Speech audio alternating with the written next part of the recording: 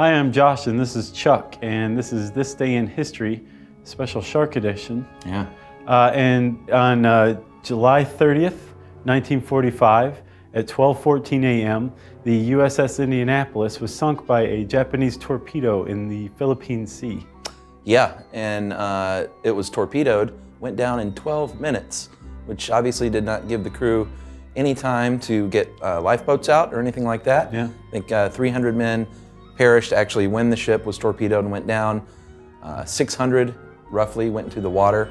Is that right? Yeah, and it took about 4 days for the rescue crews to find them because they were on a super secret mission and weren't even reported missing at first. Right, so as they were sitting there floating around adrift in the lifeboatless, shark-infested water, men were being basically picked off one by one. By the time the rescuers got there 4 days later, the 600 had been whittled down to 316 survivors. Yeah, and we can't say how many of those were due to sharks, but probably a pretty high number of them. And there was a survivor named Woody James who has this quote about that experience. "The day wore on and the sharks were around, hundreds of them. You'd hear guys scream, especially in the late afternoon. Then they fed at night too. Everything would be quiet, and then you'd hear somebody scream, and he knew a shark had got him."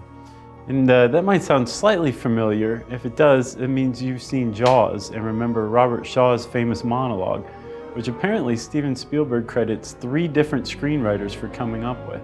Yeah, and to our knowledge, we can't see any of those screenwriters giving hats off to Woody James.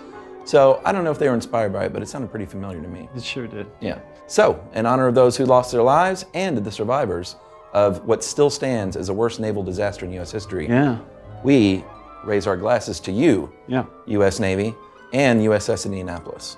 Tragic day.